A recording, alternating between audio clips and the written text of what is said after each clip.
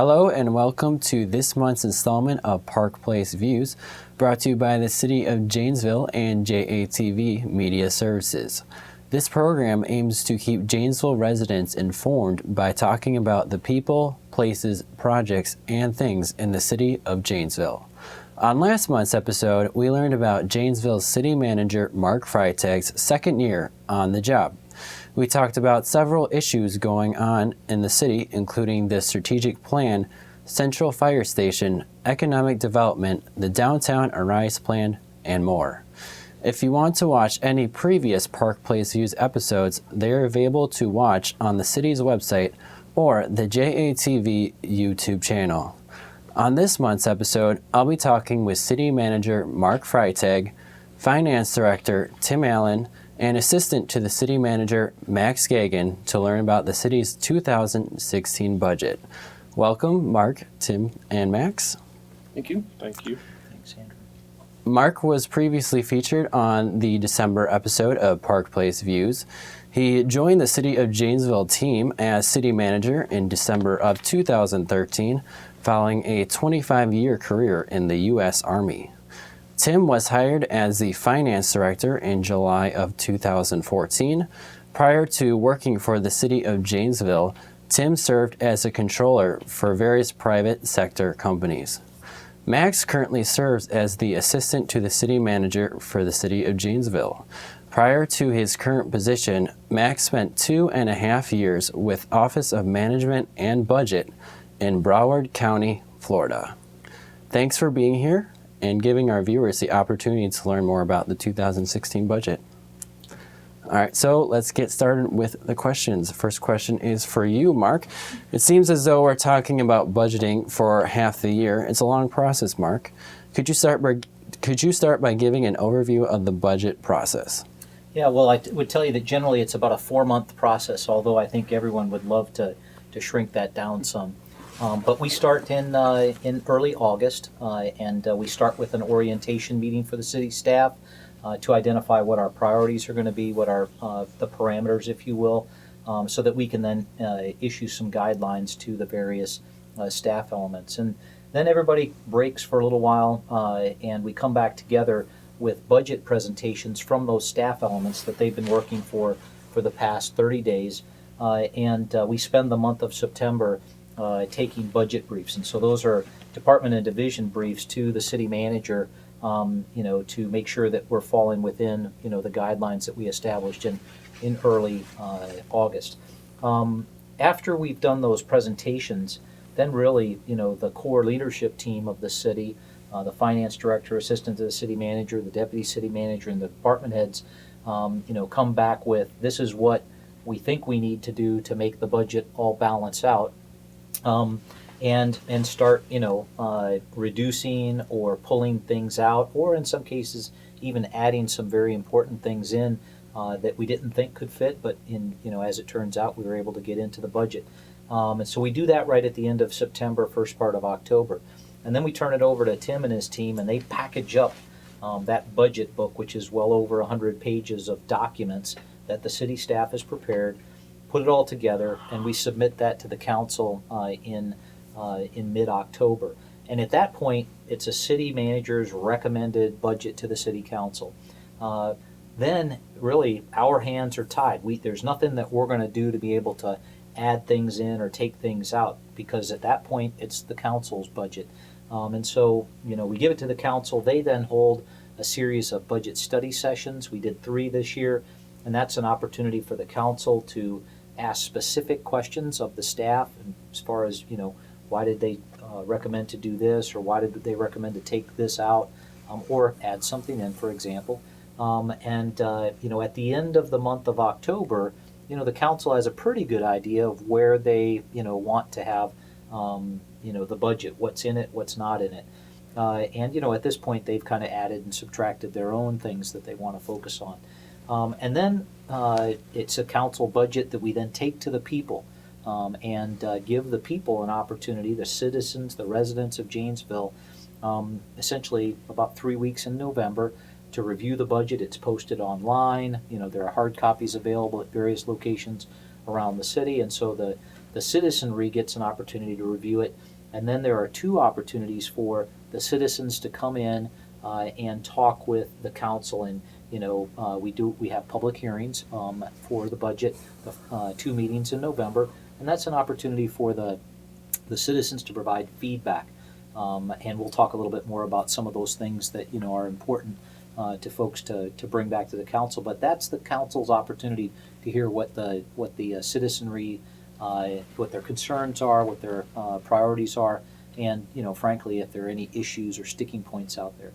But at that last meeting in November, the council gets an opportunity to approve the budget, and then as we did this year, once they approve the budget, we come back in the first day or 2 of December, and officially adopt the budget, set the tax rate, so that then the city clerk treasurer can send out property tax notices in early December, because that's kind of the big thing that we're working towards, is to make sure we know what that tax rate is, so that those property tax forms can be sent out. And that's really the process. So 4-month process. We as a staff kind of wrap it up with an after-action review to kind of learn from things that went well or things that didn't go so well during the process. We'd love to decrease it, but I'm not quite so sure, whether we're going to be able to effectively get it below about a 4-month process. Okay, so concerning the budget, at what levels are decisions made? Yeah, well, I would tell you that certainly as the department heads define what their budgets are, they're certainly making decisions about what they want to recommend to me. But that's their recommendation to me, and then I kind of balance the slate for the entire city with a whole lot of help. Again, I make decisions, but they're not binding, because my budget is then a recommendation to the council. And the overall decision authority for the budget is the Common Council. And so, they've got the final say. And, whether we like what they've decided or not really is immaterial. It's their budget, and that's their authority. Okay, so concerning the budget as well, who are the major players in the budget development? Yep. Well, I would say, obviously the city council, city manager, deputy city manager, our division and department heads, who each have their subordinate budgets for their agencies. And then, really Tim as the finance director and his office, he's got an 8-person team, that really is the muscle behind bringing it all together and making sure that the numbers all make sense. And then, really we're blessed to have, Max here as the assistant to the city manager. He's got a huge, background in budget and finance, but he's a good sounding board for me because, he's been through a few of these with the city, heck of a lot more than I have, and so someone we rely on very heavily. Okay, so Tim, you have a staff of 8 working in the finance division, and putting together all the information in the budget takes a significant amount of time for you and your staff. How much time would you estimate goes into working with the departments, making changes proposed by the council, and ultimately preparing the budget? You're right. It is a big undertaking for the finance division, and we do spend a lot of time and effort in that, going through, spending time with departments and divisions, looking at what their proposals are as they're trying to prioritize and plan for the coming year, and then working through the various levels as Mark described. But we don't do it alone. There's a lot of people in all areas that put a lot of effort into this, from the department, division heads, and the staffs that are supporting them. They're sometimes behind the scenes and go unrecognized, but overall throughout the city, we spend a couple of thousand hours putting our plan together so we can plan and prioritize for the coming year. Right, so a lot of time. A lot of time. Once that effort is complete, Tim, where can residents find a copy of the budget if they want to look through it? There are 3 main places that people can go. One is if they like electronic copies, they can certainly go to the city website and find it there. And the link is shown on the screen here. Another spot that they can go to is Hedberg Public Library. There are a couple of loaner copies there. Or the city clerk treasurer window at City Hall. Okay, so some good information for finding that information. At the close of the long process that Mark described, we end up with a budget document, which is a big document, over 200 pages, and perhaps not the easiest for non-finance people to understand.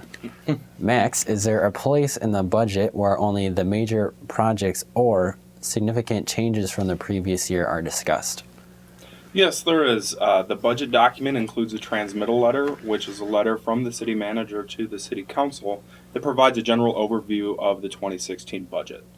The transmittal letter outlines the budget parameters or guidelines that were established by the city council for that budget development process. Additionally, it highlights any major revenue, expenditure, or programmatic changes from 2015 to 2016.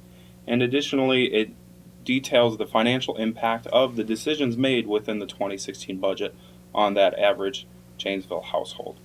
Furthermore, I would say if you want a little bit more details on the changes from 2015 to 2016, individuals can find that in the budget variance section on the department and division pages. Okay, so we're going back to you, Mark. What are some of the major changes in the 2016 budget, and how will those changes affect the city's programs and services? Yeah. I would tell you that one of the first things that was important to make sure that we accounted for as we built the budget were pay increases that were negotiated with our police and fire unions. And that's just one of those areas. It's a contract with those union employees, and we have to make sure that we cover those. And so as we developed and negotiated those contracts earlier this year, they came with certain pay increases in 2016, 17, and 18. And so we had to make sure that we accounted for those. And so for 2016, for example, both of those union employees will receive a 1% pay increase.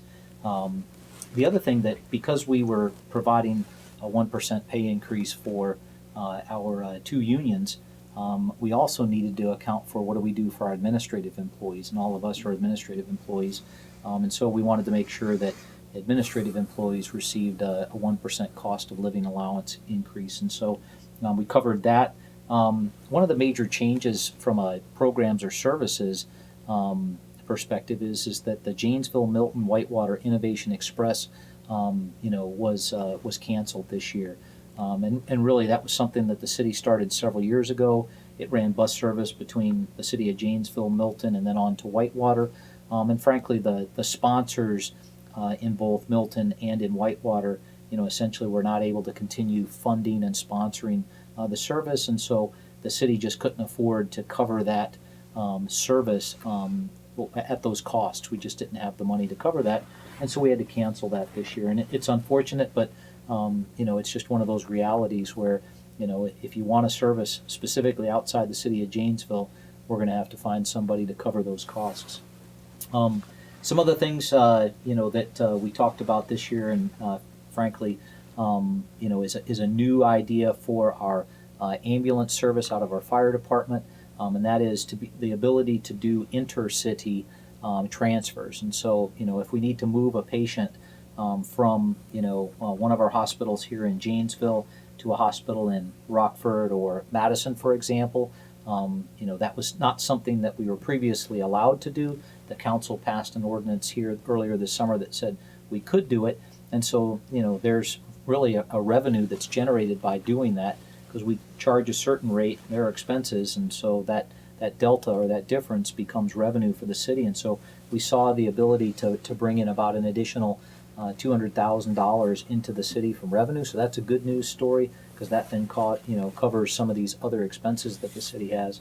And one of the other things that we were able to do was the Humane Society of Southern Wisconsin had advocated for sustained funding between 2015 and 2016, and so we were able to put back in $10,000 into the budget for that.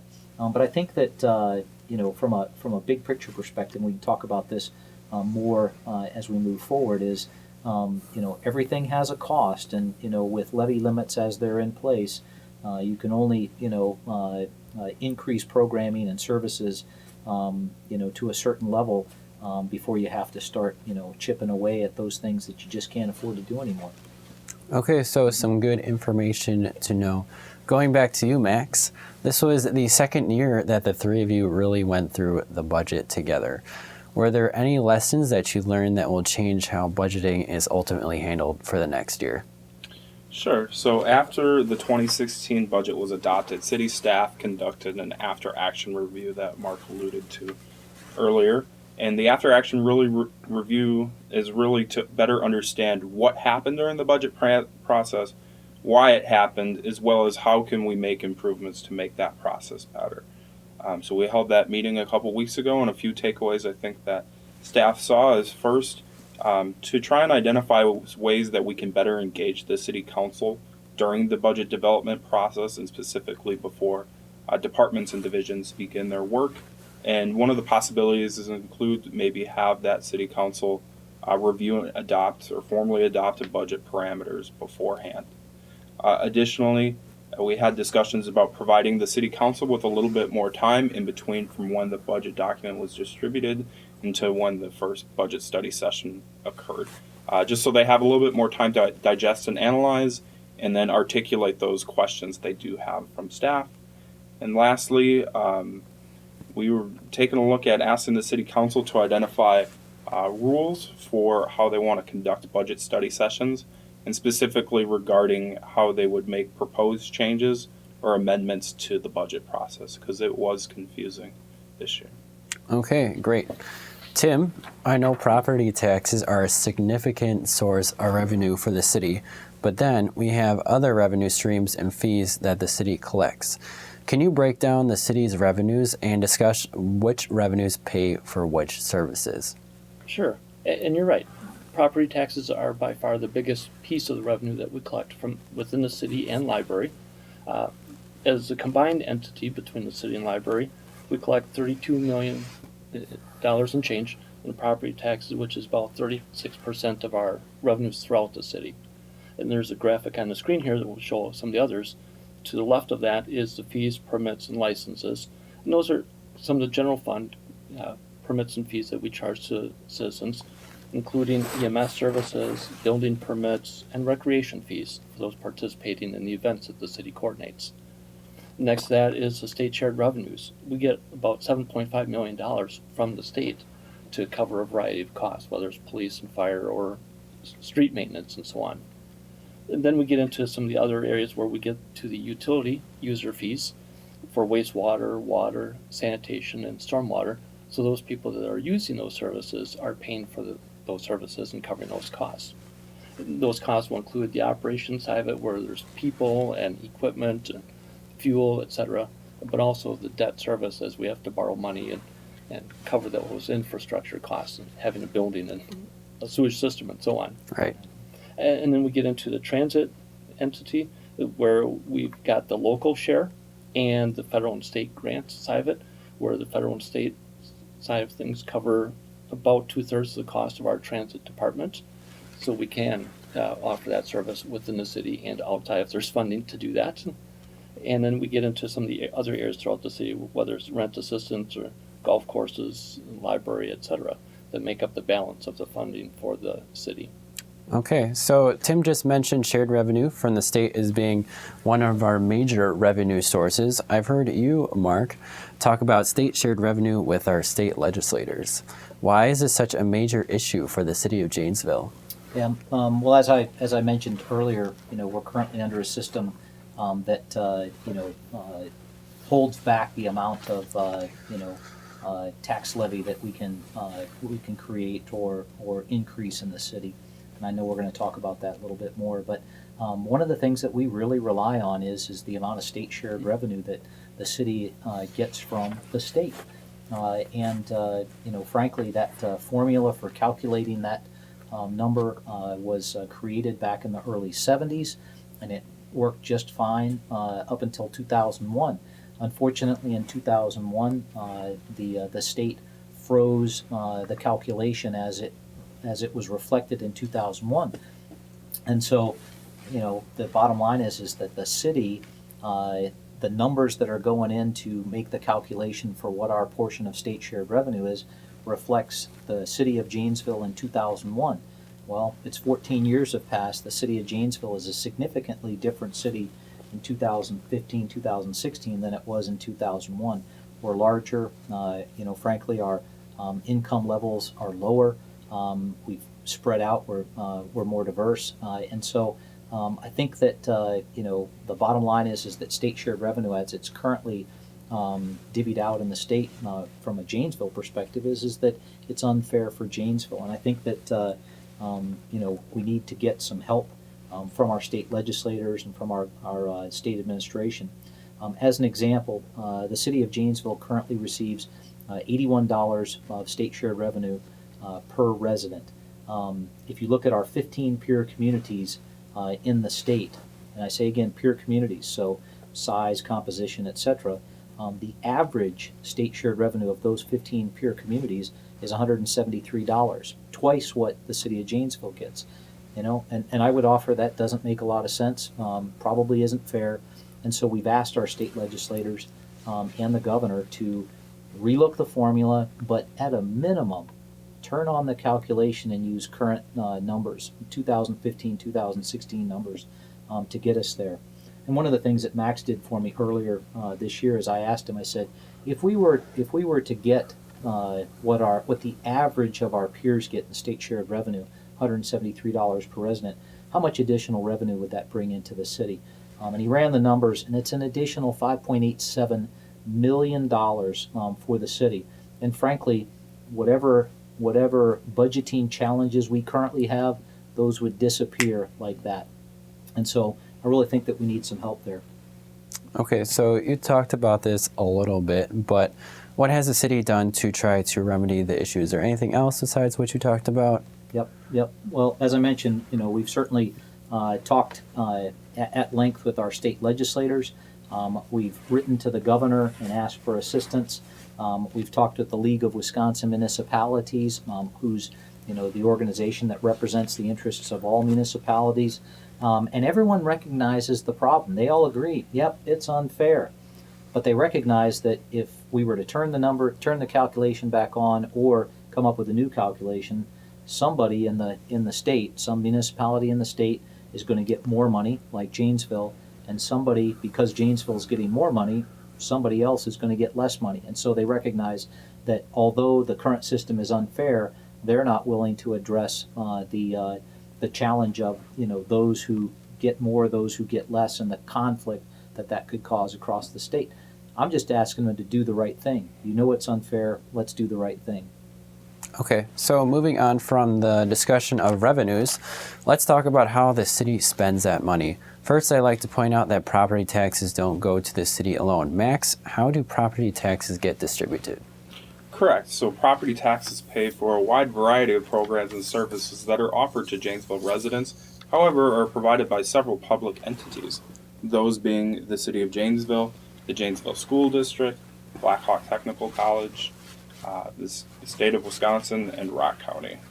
The amount of property taxes that an individual or a property owner will pay varies based on two elements: your assessed valuation of the property, as well as those tax rates that are established by those five entities and their governing bodies. So, for example, an average Janesville property owner will pay 34% of their property taxes to the City of Janesville, 33% of their taxes to the Janesville School District, 27% to Rock County, 5% to Black Hawk Technical College, and 1% to the state. Okay, so the city gets 34 cents of every dollar collected in property taxes. Tim, how does that get allocated to the city services you discussed earlier, such as public safety, economic development, recreation, etc.? About 51% goes towards public safety. That breaks out to 29 cents of the dollar going to police and all the services that they offer, and 22 cents to the fire department with the EMS and fire protection side of things. And then the rest of the dollar goes to 18 cents public works, which covers things like engineering, street maintenance, snow removal, and traffic controls, whether that's street lights or traffic signals.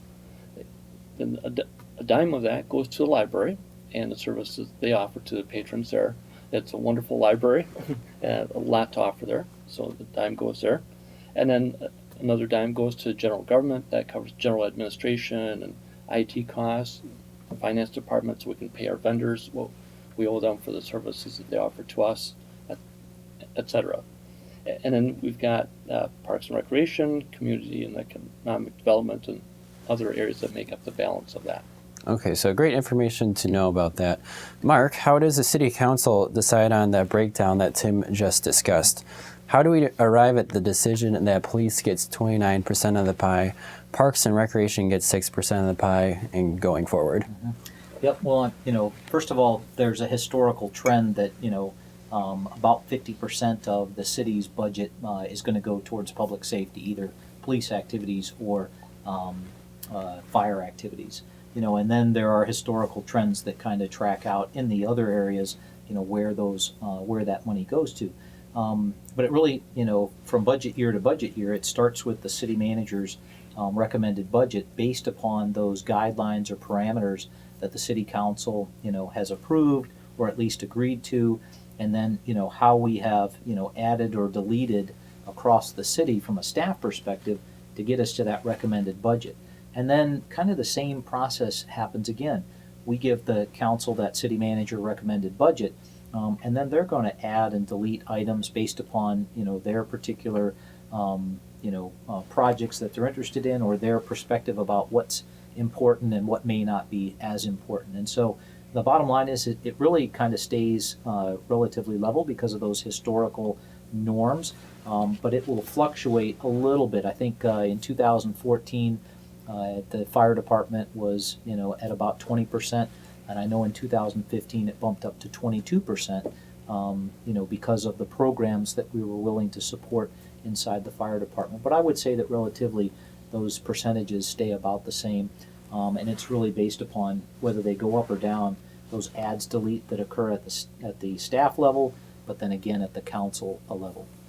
Okay, so those priorities get set, but the city can't just decide that we need more money for everything and raise the property tax levy by, for instance, 15%. I understand that the city has limits on how much it can tax. Mark, can you talk about those limits and what they mean for Janesville and other Wisconsin communities? Yep, absolutely. And this is what I alluded to before when I talked a little bit about, we've got a max amount that we can raise our property taxes each year in order to cover additional things. And it's called the tax levy.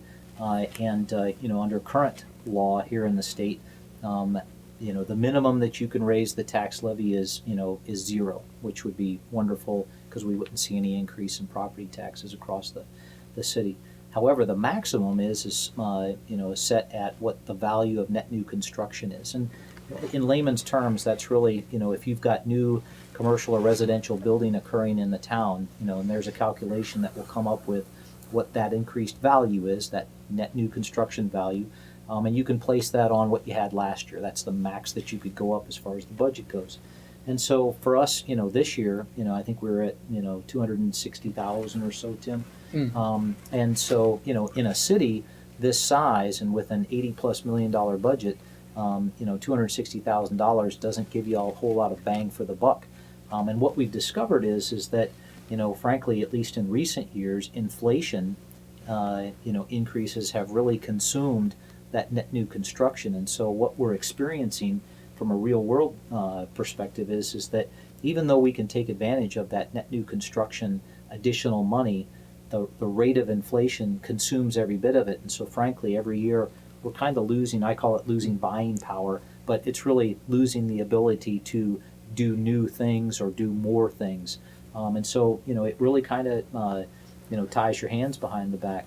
One of the things that I've asked the governor and our state legislators to consider is, don't penalize us for doing good work and trying to bring economic development and new construction to the city and have that all consumed by inflation. And so what I've advocated for is setting the levy limit for a maximum at inflation plus net new construction. So help me to cover inflation and then take advantage of the goodness of new economic development in the community through that net new construction value.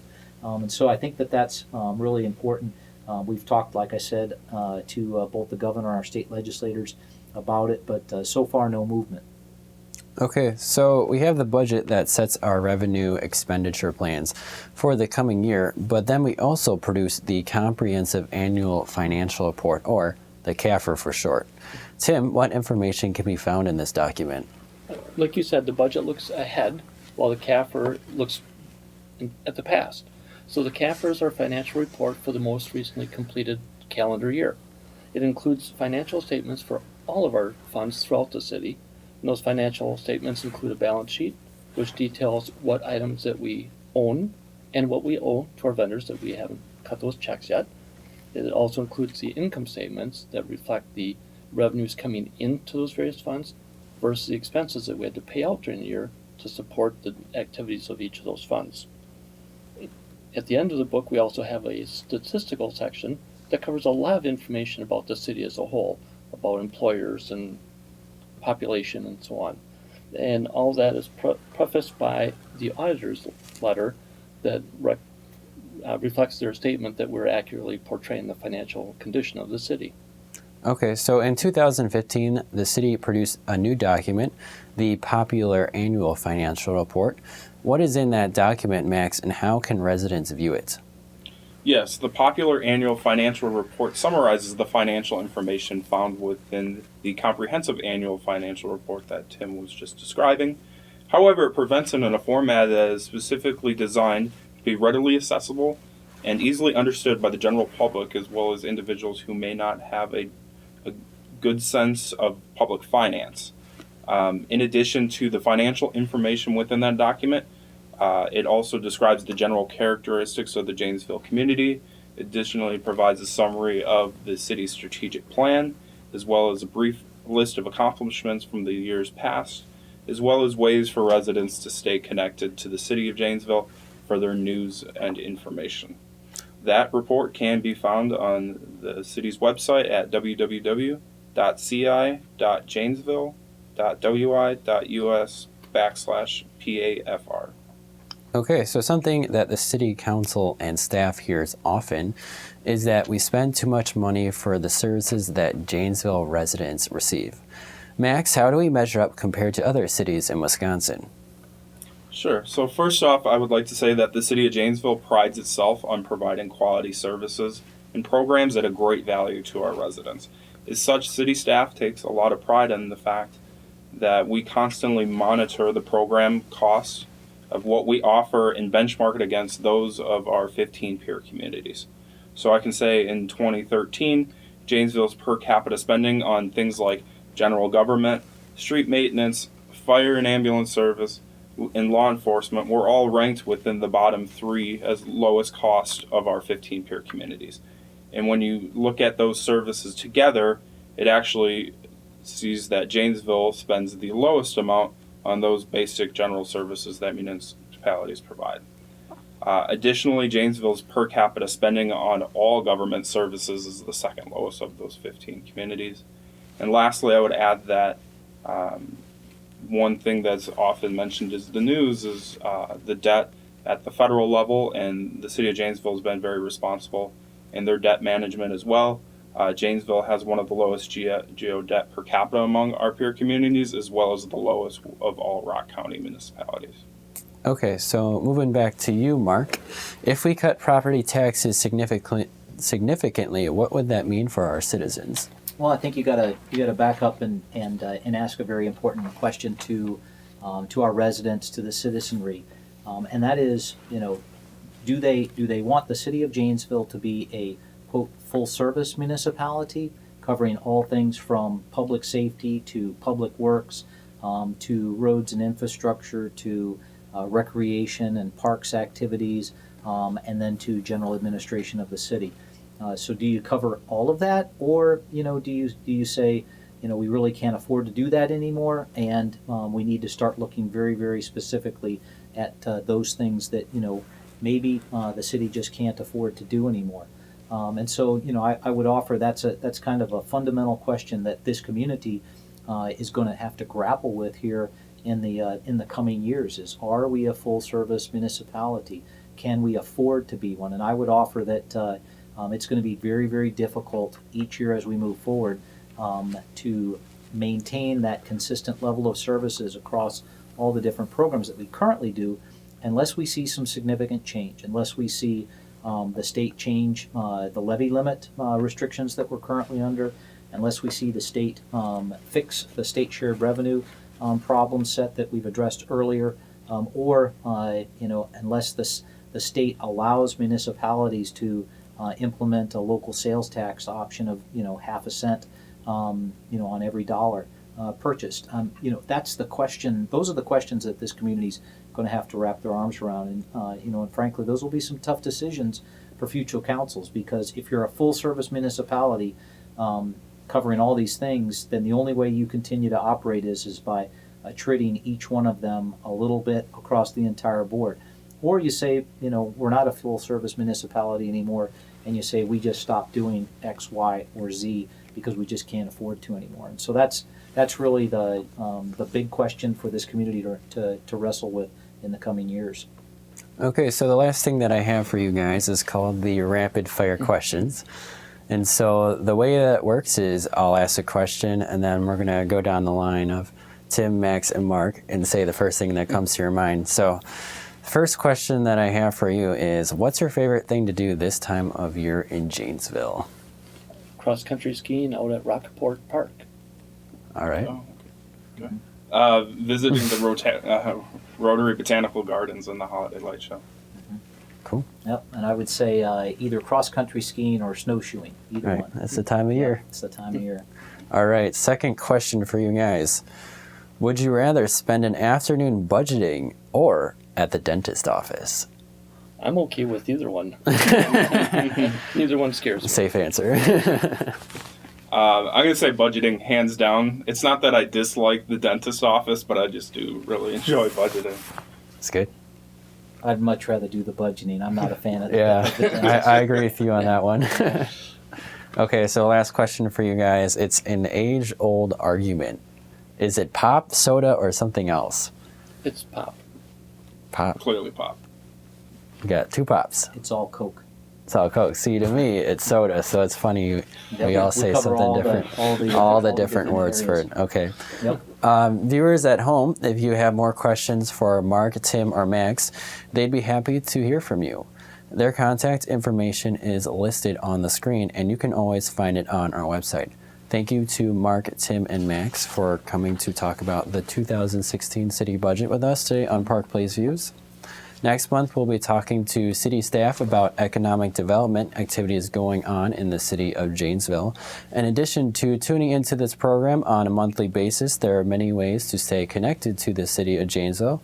You can follow us on Facebook or Twitter. You can receive emails with our press releases and other important notifications, and then you can also receive emergency alerts from the Janesville Police Department. For Park Place Views and the City of Janesville, I'm Andrew Eppen. Thank you for tuning in, and I hope to see you again next month.